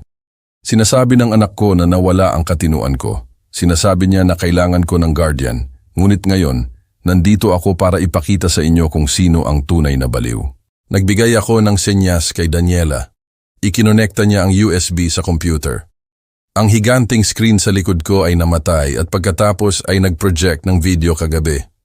Ang imahe ni na Rody at Lucy na nagpaplano, nagmamaliit sa pagnanakaw ng payroll at sinasabing, "Bahala na ang matanda." Itinaas ni Daniela ang volume sa pinakamataas. Na-transfer ko na ang 2 milyon. Bahala na ang matanda. Sumabog ang silid sa bulungan ng takot. Tumayo si Martinez, namumula sa galit. "Ano ito, Rody? Magpaliwanag ka." Nagbago ang video. Ang eksena kung saan ako tinutulak ni Lucy sa ilalim ng ulan. Si Rody ay nakatingin, ako ay nakakulong sa bodega. Mga halimaw, mga hayop. Ang mga insulto ay nagsimulang umulan mula sa mga shareholder. Nanginginig si Rody, umaagos ang pawis, nauutal siya. Hindi totoo. Fake video iyan. Artificial intelligence. Deep fake technology." "Deep fake?" Tumawa ako ng may pang-aasar, inihagis ang bagong sertipikadong medical file sa mesa. "At ang huwad na psychiatric certificate na binili mo kay Dr. Salazar ay deep fake din? Nahuli na ng pulisya si Salazar, anak. Inamin na niya ang lahat." Lumapit ako kay Rody ng harapan. "Sinibak kita ngayon din." Pagkatapos humarap ako sa mga taga-Global Build na nakatingin ng walang naiintindihan. "At pasensya na, mga Ginoo, hindi ibinebenta ang Ferrymax. Hindi bababa sa mga taong gumagawa ng deal ng patago sa walang utang na loob na ito. Pakiusap, umalis kayo." Natumba si Rody sa upuan, hawak ang ulo niya. Alam niya na tapos na, ngunit hindi pa tapos ang show. Humarap ako kay Lucy na sinusubukang tumakas patungo sa pinto. "Saan ka pupunta, mahal kong manugang?" Tanong ko. "Doon ka. May regalo rin ako para sa iyo." Kung si Rody ay isang duwag na inutil, si Lucy ay isang tuso na fox. Nang makita niya na lumulubog ang barko, nagbago siya ng taktika. Isang pagbabago na napakabilis na nasusuka ako. Tumigil siya sa pagtakbo, humarap at nagsimulang umagos ang luha. Nagtapon siya sa aking mga paa, yumayakap sa aking mga binti. "Papa, patawarin mo ako." Umiiyak siya ng malakas sa isang nakakabingi na boses. "Pinilit nila ako. Si Rody lahat iyon. Sinaktan niya ako. Tinakot niya ako na papatayin kung hindi ako susunod. Gusto ko lang kayong protektahan." Ang silid ay natahimik. Nag-alinlangan ang mga matatandang shareholder. Ang luha ng babae ay palaging isang malakas na sandata. Itinaas ni Rody ang ulo niya ng may nanlalaking mata. "Anong sinasabi mo, sinungaling? Ikaw ang may ideya." "Tumahimik ka, pata," sigaw ni Lucy sa asawa niya at pagkatapos ay bumalik sa akin, mas nag-arte pa. "Tingnan mo, Papa, ganyan siya ka-agresibo. Ako ang nagbigay sa iyo ng tinapay ng patago. Naaalala mo? Sinubukan kong buksan ang bintana. Biktima ako, Papa." Tiningnan ko ang korona ng ulo niya. Ang kaniyang mamahaling pabango ay nagpabaliw sa akin. Ang kamay na humahawak sa aking pantalon ay may diamond ring na alam kong binili niya sa ninakaw na pera. Minsan, naniwala ako sa kaniya. Minsan inisip ko na isa siyang mabuting manugang.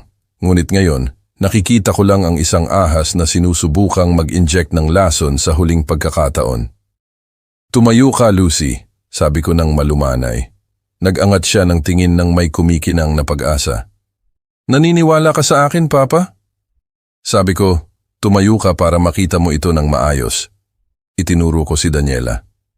Sa screen, lumabas ang mga bagong imahe, hindi mga video ng karahasan, kundi mga screenshot ng WhatsApp at mga larawan sa hotel.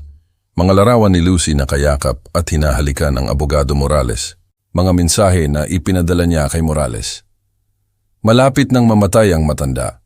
Ang asawa ko ay isang hangal na madaling manipulahin. Kapag nakuha ko ang mana, itatapon ko siya sa kalye at pupunta tayo sa Europa, mahal ko. Sumigaw ang silid sa pangalawang pagkakataon. Sa pagkakataong ito, may mga tawa ng paghamak at pag-iling ng ulo.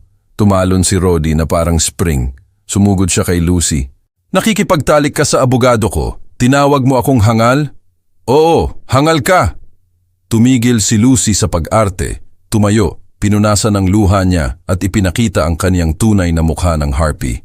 Ikaw ang pinakainutil na lalaki na nakilala ko. Kung hindi dahil sa pera ng tatay mo, basura ka. Tumahimik ka! Sinampal ni Roddy si Lucy na umalingaw-ngaw sa kwarto. Sumugod si Lucy sa kaniya, kinakalmot ang mukha niya, ang perpektong kasal. Ang mga kasabwat ngayon ay nagdudurog sa isa't isa na parang mga aso sa kalye na nag-aagawan ng bulok na buto sa gitna ng meeting.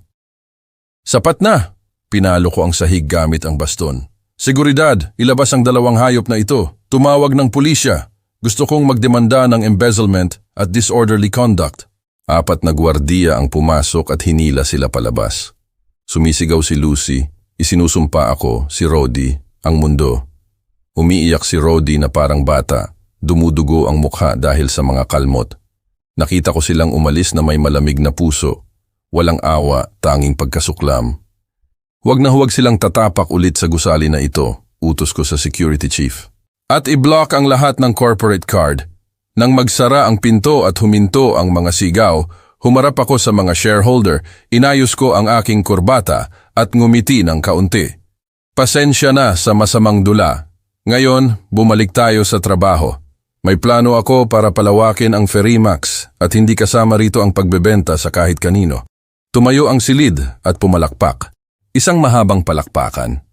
Alam kong nanalo ako, ngunit ang presyo ay ang kumpletong pagkawasak ng aking pamilya.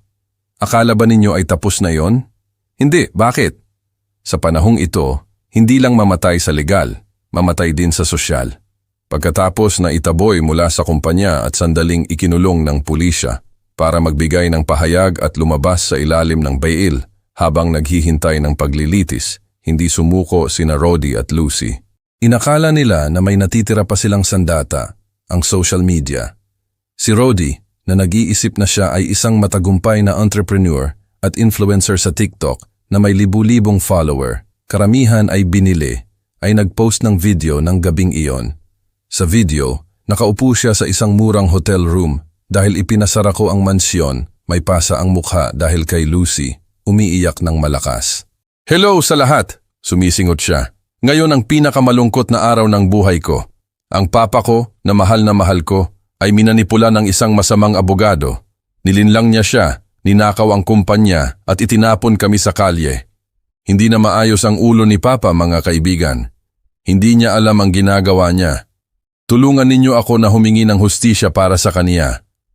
Naging viral ang video. Libu-libong komento ng awa. Kawawang bata. Ang mga abogado ay mga buwitre. Boycott Ferrymax. Pinapanood ko ang video sa aking iPad kasama si Daniela. Nanginginig ako sa galit. Naglakas loob siyang baligtarin ang kwento ng ganoon. Ngumiti si Daniela, humihigop ng alak. Huwag kang mag-alala, Don Ernesto. Unang patakaran ng media. Kung sino ang maglabas ng ebidensya muna, siyang panalo. Siya lang ang naghukay ng sarili niyang libingan. Ano ang gagawin mo? Hindi tayo magtatalo. Magpapakawala tayo ng atomic bomb. Kinabukasan, sa opisyal na page ng Ferrymax at sa ilang mahahalagang pahayagan, lumabas ang isang maikling press release na may isang link lang. Pamagat, ang katotohanan tungkol sa kaso ng Ferrymax kapag ang awa ay teatro lang. Sa link na yon, naroon ang kumpletong video ng mga security camera. Si Lucy na nagtutulak sa akin, si Roddy na nakatingin at nagbabanta ng sanatorium. Nagpaplano silang patayin ako sa gutom. Si Lucy na umaamin sa pagtataksil at tinatawag na idiot ang asawa niya. At sa huli, ang aking medical certificate na nagpapatunay ng aking katinuan. Ang epekto sa media ay sobrang lakas na bumagsak ang website ng kumpanya sa loob ng 15 na minuto. Ang hangin ay nagbago ng direksyon ng mas mabilis kaysa sa isang bagyo. Ang mga naawa kay Roddy kahapon, ngayon ay inaatake siya ng may galit. Hay nako! Nakita ko kung paano niya tinulak ang tatay niya at kumulo ang dugo ko. Walang utang na loob, dapat siyang makulong at lalabas pa na umiiyak. Napakaarte. Ang Lucy na iyon ay isang snake, unfaithful at abuser. Libu-libong insulto at pang-iinis ang bumaha sa mga account ni na Roddy at Lucy. Kinailangan nilang isara ang mga komento at pagkatapos ay burahin ang mga account, ngunit hindi nakakalimot ang internet. Ang mga meme ng umiiyak na mukha ni Roddy ay nasa lahat ng dako. Siya ang naging pambansang katawa-tawa at higit pa. Ang mga brand na nag-sponsor kay Lucy ay nagkansela ng mga kontrata at nagdemanda para sa pinsala sa kanilang imahe. Hinarangan siya ng mga kaibigan ni Rodi sa party. Walang gustong makipag-ugnayan sa isang masamang tao, tanga, at nasa ilalim ng criminal investigation. Pagkaraan ng 2 araw, nag-abiso ang detective ko. Nakaupo si Rodi nang mag-isa sa bangketa, umiinom, sa tabi ng mga maleta na itinapon sa kanya ng may-ari ng murang hotel dahil hindi nakabayad. Tumakas si Lucy kasama ang abogado Morales, ngunit sabi nila, itinapon din siya nito nang malaman na frozen ang mga kwenta niya. Minaneho ko ang aking lumang pickup na ngayon ay inayos at pininturahan at dumaan ako kung nasaan si Rodi. Nakita niya ang aking pickup, tumayo siya sinusubukang tumakbo. Papa, ibinaba ko ng kaunti ang bintana. Sumugod siya, kumapit sa pinto, mabaho sa alak, mukhang pagod. Papa, nagkamali ako. Pinapatay ako ng social media. Tulungan mo ako. Hayaan mo akong bumalik sa bahay. Nangangako akong magiging maayos. Tiningnan ko siya. Isang 40 taong gulang na lalaki na umiiyak na parang 3 taong gulang na gusto ng candy. Rodi, sabi ko ng kalmado, hindi ka pinapatay ng social media. Pinatay ka ng iyong kasinungalingan. Gusto mong bumalik sa bahay? Saan? Sa gusto mong nakawin sa akin o sa bodega kung saan mo ako ikinulong? Papa, nasamid siya. Matuto kang maging lalaki. Magsimula ka sa pagkamit ng pera para sa isang tinapay. Tumigil ka na sa pagsipsip ng dugo ng iba. Itinaas ko ang bintana. Dahan-dahang nagsara ang bintana, inihihiwalay ako sa kaniyang mga sigaw. Tara na, sabi ko sa driver. Umusad ang pick-up, iniiwan ang anak na minsan kong minahal ng higit pa sa buhay ko. Masakit. Oo, masakit. Ang sakit ng ama ay ang pinakamasama. Ngunit mas gusto kong masaktan ng isang beses para putulin ang kanser kaysa hayaan akong mamatay ng dahan-dahan. Tumingin ako sa harap. Ang langit ay kakaiba, ang asul. Nagawa ang hustisya. Ngunit hindi pa tapos ang aking paglalakbay. May kailangan pa akong iligtas. Ang tanging isa sa sirang pamilyang ito na nararapat sa pagmamahal, ang aking apo, si Mateo. Pagkatapos ng media blow, inakala ni na Rodi at Lucy na umabot na sila sa pinakamababa, ngunit hindi. Ang tunay na impyerno ay hindi ang mga komento sa Facebook. Ang tunay na impyerno ay tinatawag na criminal court. Si Daniela ay hindi nagbabanta ng walang dahilan. Nagtatrabaho siya na parang machine ng pagkawasak na nakaprogram. Habang si Rodi ay naglalasing sa kalye at si Lucy ay nagtatago na parang daga. Nagbigay si Daniela ng isang makapal na file sa hukuman, kasing bigat ng isang lapida sa kapalaran ng 2 iyon. Hindi lang tayo magsasagawa ng civil lawsuit, sabi ni Daniela. Pinaikot ang kaniyang Mont Blanc pen. Pupunta tayo sa kriminal, mga kaso, pang-aabuso sa matanda, organisadong pagpapalsipika ng mga dokumento, corporate fraud, at attempted murder in the degree of tentative. Attempted murder. Ang parirala ay nagpapalamig ng dugo, ngunit iyon mismo ang plano nilang gawin sa akin sa Primavera Clinic. Hindi ko nakita ang sandali ng mga pag-aresto, ngunit ikinuwento sa akin ng detective. Sumugod ang pulisya sa kwartong pinagtataguan ni Rodi. Umihi siya sa pantalon niya, literal. Anong kahihiyan? Nang makita ang mga posas, lumuhod siya, nagmamakaawa, ginagamit ang pangalan ko bilang kalasag. Patawarin ako ni Papa, anak ako ni Ernesto Reyes, huwag ninyo akong hawakan. Ngunit sa pagkakataong ito, hindi siya iniligtas ng pangalan ni Ernesto Reyes. Iyon ang pangalan na pumirma sa kaniyang warrant of arrest. Si Lucy ay inaresto sa paliparan, sinusubukang gumamit ng huwad na pasaporte para tumakas sa Colombia. Sumisigaw siya at nangangalmot sa opisyal. Nag-aangkin na siya ay biktima ng karahasan, ngunit nakuha ng mga kamera ang buong agresibo niyang pag-uugali. Nakaupo sa aking bagong penthouse, nanonood ng balita. Breaking news, anak at manugang ng magnate na si Ernesto Reyes inaresto, inakusahan ng pagsasabwatan para patayin ang ama at nakawin ang kaniyang kayamanan. Ang makita si Rodi na nakaposas nakayuko habang sumasakay sa police car ay nagdulot sa akin ng magkahalong damdamin. hindi kagalakan. Paanong magiging masaya na makita ang iyong dugo sa kulungan? Ito ay isang malalim, ngunit kinakailangang sakit. Tulad kapag mayroon kang gangrene sa binti, kailangan mo itong putulin para iligtas ang buhay. Si Rodi ang binti na iyon na may gangrene. Ang telepono ko ay hindi tumitigil sa pagring. Malalayong kamag-anak, mga kaibigan na hindi ko nakita sa loob ng 20 taon, lahat ay tumatawag para mamagitan. Ernesto, patawarin mo siya, bata pa siya. Ang maruming damit ay nilalabhan sa bahay. Pinatay ko ang cellphone, kinuha ang chip, at itinapon sa basura. Labhan sa bahay, bulong ko. Noong itinapon nila ako sa bodega sa ilalim ng ulan, may kumatok ba sa pinto para pigilan sila? Noong nagpaplano silang iniksyonan ako ng lason, may pumigil ba sa kanila? Ngayon, hayaan ang batas ang magturo sa kanila ng bagay na nakalimutan kong ituro sa kanila.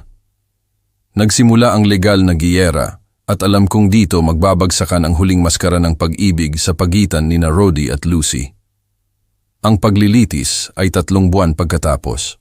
Isang araw ng matinding sikat ng araw, puno ang silid. Press, mga dating empleyado ng Ferremax at mga curious na gustong makita ang katapusan ng pinakamaingay na teleserye sa Pilipinas. Nasa unang hilera ako, itim na suit, baston, mukha ng bato. Si Daniela sa tabi ko, malamig gaya ng dati. Nang pumasok sina Rodi at Lucy, bumulong-bulong ang silid. Mukha silang kaawa-awa. Si Rodi ay payat, kalbo, may malalim na dark circles. Si Lucy ay walang make-up, maputla, na may kulay abong uniforme ng bilanggo. Mukha siyang matanda at mapait. Ang kawili-wili, hindi sila nagtinginan. Sa katunayan, ang kanilang mga tingin ay mas puno ng galit sa isa't isa kaysa sa akin. Ang taktika ni Daniela ay simple, divide and conquer. Alam niya na si Rodi ay duwag at si Lucy ay makasarili. Kapag naipit, kakainin nila ang isa't isa ng buhay. At ganoon nga, nang binasa ng piskal ang mga kaso tungkol sa plano ng Primavera Clinic, tumayo ang public defender ni Rodi. Kagalang-galang, ang aking kliyente si Rodi ay nagdeklara ng bahagyang nagkasala, ngunit sinabi niya na siya ay minanipula at pinilit ng akusado na si Lucy. Sumigaw ang silid. Humarap si Lucy nang may mga matang gustong pumatay sa kanya. Sinungaling! Sigaw ni Lucy. Ikaw ang gustong mamatay ang iyong ama para bayaran ang iyong mga utang. Ikaw ang nagsabi sa akin, patay na ang matandang Elena. Ang matandang sagabal na lang ang kulang na umalis. Tumahimik ka, pata! Sumigaw din si Rodi, umiiyak. Kagalang-galang adulteress siya. Nakikipagtalik siya sa abogado ko para nakawan ako. Siya ang nag-contact kay Dr. Salazar para bumili ng lason. May ebidensya ako. Ipinakita ng abogado ni Rodi ang mga larawan ng mensahe na inipon ni Rodi. Lumabas na hindi pala ganoon katanga ang anak ko. Nag-alinlangan din siya sa kaniyang asawa.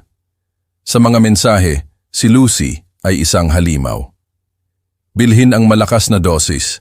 Ang matanda ay mahirap patayin. Bibigyan kita ng 30% kapag nakolekta ko na. Pinalo ng hukom ang gavel. Order, order. Ito ay isang hukuman, hindi isang palengke. Pinapanood ko kung paano nila sinisira ang isa't isa, inilalabas ang kanilang pinakamaruming damit sa sikat ng araw. Diyos ko. Naramdaman kong gusto kong sumuka, hindi sa galit, kundi sa hiya. Ang dalawang ito na sumumpa ng walang hanggang pag-ibig ngayon ay nagpapalunod sa isa't isa para bawasan ang kanilang sentensya ng ilang taon. Binulungan ako ni Daniela. Checkmate, Don Ernesto. Nag-incriminate sila sa sarili nila. Hindi na natin kailangan ang video ni Elena. Hindi, sabi ko. Hindi inaalis ang tingin sa dalawang yon. Ilabas mo yon, ang video ni Elena. Gusto kong malaman nila na nakita ng kanilang ina ang kanilang maitim na kaluluwa, matagal na ang nakalipas. Iyan ang magiging sentensya ng kanilang konsyensya kung mayroon man sila. Tumango si Daniela at humingi ng pahintulot sa hukom. Bumaba ang mga ilaw. Ipinakita ng screen si Elena, payat ngunit nakangiti, sa kaniyang kama sa ospital. Ernesto, kung nakikita mo ito, Tapos na ang bagyo, hindi ba? Alam kong masakit. Ikaw ang pinakamapagmahal na ama na nakilala ko. Ngunit matanda, huwag mong pahirapan ang sarili mo. Huwag mong sisihin ang sarili mo dahil sa pagkakaroon ng isang walang utang na loob na anak. Bawat isa ay pumipili ng kaniyang kapalaran. Pinili ni Rodi ang anino, ngunit ikaw ay karapat-dapat mabuhay sa liwanag. Huminto siya, umubo at tumingin ng malalim sa kamera. Mabuhay ka sa nalalabi mong buhay para sa ating dalawa. Tumawa ka, maglakbay, inumin mo ang alak na gusto mo. At tandaan, huwag mong hayaan na apakan ng kahit sino, kahit pa may apelyido mo, ang iyong dignidad. Ang kalayaan ay ang pinakamahalagang asset. Huwag mo itong mawawala. Lubos na katahimikan. May mga narinig na hikbi sa audience. Natumba si Rodi sa mesa, umiiyak ng malakas. Marahil ay totoong luha ng pagsisisi o takot sa sumpa ng kaniyang ina. Nananatiling hindi gumagalaw si Lucy, maputla na parang bangkay. Alam niya na nawala ang lahat. Pag-ibig, pera at pagkatao. Ipinikit ko ang aking mga mata. Elena, nakita mo, ang iyong mga salita ay mas sumugat kaysa sa isang kutsilyo. Recess bago ang sentensya. Naiwan akong mag-isa sa pasilyo, nakatingin sa bintana na may mabigat na puso. Ang tagumpay na ito ay mapait.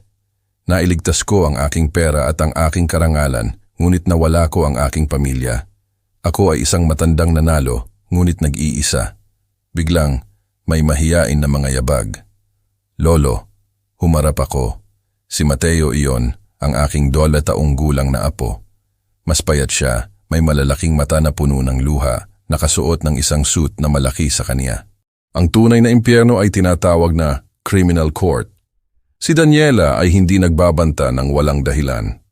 Nagtatrabaho siya na parang machine ng pagkawasak na nakaprogram. Habang si Rodi ay naglalasing sa kalye at si Lucy ay nagtatago na parang daga. Nagbigay si Daniela ng isang makapal na file sa hukuman, kasing bigat ng isang lapida sa kapalaran ng dalawang iyon. Hindi lang tayo magsasagawa ng civil lawsuit, sabi ni Daniela. Pinaikot ang kaniyang Montblanc pen. Pupunta tayo sa kriminal, mga kaso, pang-aabuso sa matanda, organisadong pagpapalsipika ng mga dokumento, corporate fraud, at attempted murder in the degree of tentative. Attempted murder. Ang parirala ay nagpapalamig ng dugo, ngunit iyon mismo ang plano nilang gawin sa akin sa Primavera Clinic. Hindi ko nakita ang sandali ng mga pag-aresto, ngunit ikinuwento sa akin ng detective. Sumugod ang pulisya sa kwartong pinagtataguan ni Rodi. Umihi siya sa pantalon niya, literal. Anong kahihiyan? Nang makita ang mga posas, lumuhod siya, nagmamakaawa, ginagamit ang pangalan ko bilang kalasag. Patawarin ako ni Papa, anak ako ni Ernesto Reyes, huwag ninyo akong hawakan. Ngunit sa pagkakataong ito, hindi siya iniligtas ng pangalan ni Ernesto Reyes. Iyon ang pangalan na pumirma sa kaniyang warrant of arrest. Si Lucy ay inaresto sa paliparan, sinusubukang gumamit ng huwad na pasaporte para tumakas sa Colombia. Sumisigaw siya at nangangalmot sa opisyal. Nag-aangkin na siya ay biktima ng karahasan, ngunit nakuha ng mga kamera ang buong agresibo niyang pag-uugali. Nakaupo sa aking bagong penthouse, nanonood ng balita.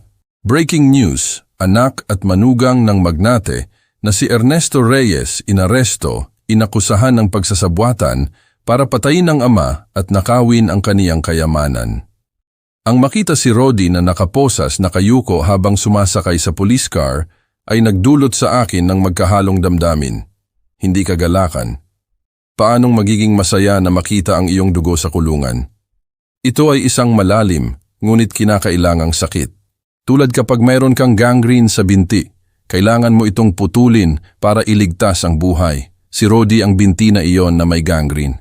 Ang telepono ko ay hindi tumitigil sa pagring. Malalayong kamag-anak, mga kaibigan na hindi ko nakita sa loob ng 20 taon, lahat ay tumatawag para mamagitan. Ernesto, patawarin mo siya. Bata pa siya. Ang maruming damit ay nilalabhan sa bahay. Pinatay ko ang cellphone, kinuha ang chip at itinapon sa basura. Labhan sa bahay, bulong ko. Noong itinapon nila ako sa bodega sa ilalim ng ulan, may kumatok ba sa pinto para pigilan sila? Noong nagpaplano silang iniksyonan ako ng lason, May pumigil ba sa kanila? Ngayon, hayaan ang batas ang magturo sa kanila ng bagay na nakalimutan kong ituro sa kanila. Nagsimula ang legal na giyera at alam kong dito magbabagsakan ang huling maskara ng pag-ibig sa pagitan ni Rodi at Lucy.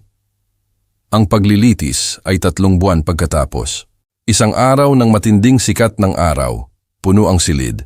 Press, mga dating empleyado ng Ferremax at mga curious na gustong makita ang katapusan ng pinakamaingay na teleserye sa Pilipinas. Nasa unang hilera ako, itim na suit, baston, mukha ng bato. Si Daniela sa tabi ko, malamig gaya ng dati. Nang pumasok sina Rodi at Lucy, bumulong-bulong ang silid. Mukha silang kaawa-awa. Si Rodi ay payat, kalbo, may malalim na dark circles. Si Lucy ay walang make-up, maputla, na may kulay abong uniforme ng bilanggo. Mukha siyang matanda at mapait. Ang kawili-wili, hindi sila nagtinginan. Sa katunayan, ang kanilang mga tingin ay mas puno ng galit sa isa't isa kaysa sa akin. Ang taktika ni Daniela ay simple, divide and conquer. Alam niya na si Rodi ay duwag at si Lucy ay makasarili.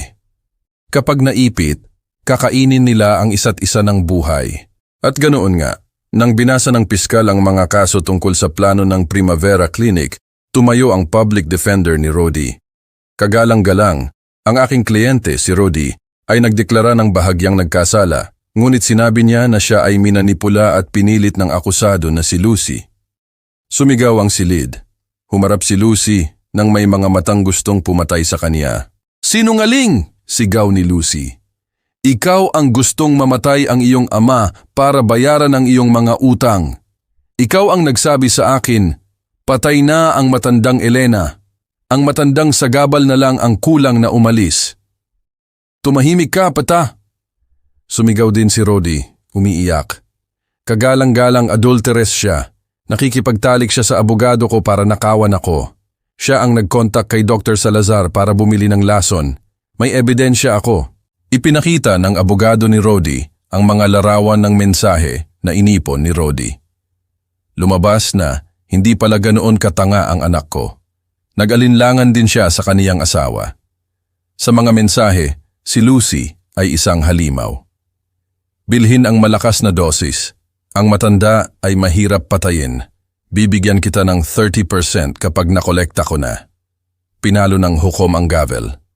Order, order! Ito ay isang hukuman, hindi isang palengke. Pinapanood ko kung paano nila sinisira ang isa't isa, inilalabas ang kanilang pinakamaruming damit sa sikat ng araw. Diyos ko. Naramdaman kong gusto kong sumuka, hindi sa galit, kundi sa hiya. Ang dalawang ito na sumumpa ng walang hanggang pag-ibig ngayon ay nagpapalunod sa isa't isa para bawasan ang kanilang sentensya ng ilang taon. Binulungan ako ni Daniela. Checkmate, Don Ernesto. Nag-incriminate sila sa sarili nila. Hindi na natin kailangan ang video ni Elena. Hindi, sabi ko. Hindi inaalis ang tingin sa dalawang yon. Ilabas mo yon, ang video ni Elena. Gusto kong malaman nila na nakita ng kanilang ina ang kanilang maitim na kaluluwa. Matagal na ang nakalipas. Iyan ang magiging sentensya ng kanilang konsyensya kung mayroon man sila. Tumango si Daniela at humingi ng pahintulot sa hukom. Bumaba ang mga ilaw. Ipinakita ng screen si Elena, payat ngunit nakangiti, sa kaniyang kama sa ospital. Ernesto, kung nakikita mo ito, tapos na ang bagyo, hindi ba? Alam kong masakit.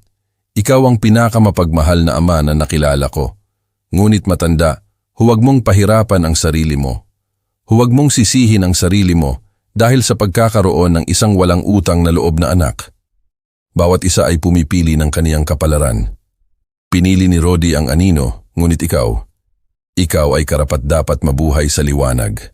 Huminto siya, umubo at tumingin ng malalim sa kamera. Mabuhay ka sa nalalabi mong buhay para sa ating dalawa. Tumawa ka, maglakbay, inumin mo ang alak na gusto mo. At tandaan, huwag mong hayaan na apakan ng kahit sino, kahit pa may apelyido mo, ang iyong dignidad. Ang kalayaan ay ang pinakamahalagang asset. Huwag mo itong mawawala. Lubos na katahimikan. May mga narinig na hikbi sa audience. Natumba si Rodi sa mesa, umiiyak ng malakas.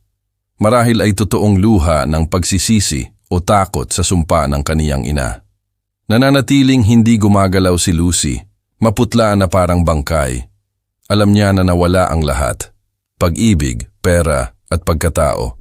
Ipinikit ko ang aking mga mata. Elena, nakita mo, ang iyong mga salita ay mas sumugat kaysa sa isang kutsilyo. Recess bago ang sentensya.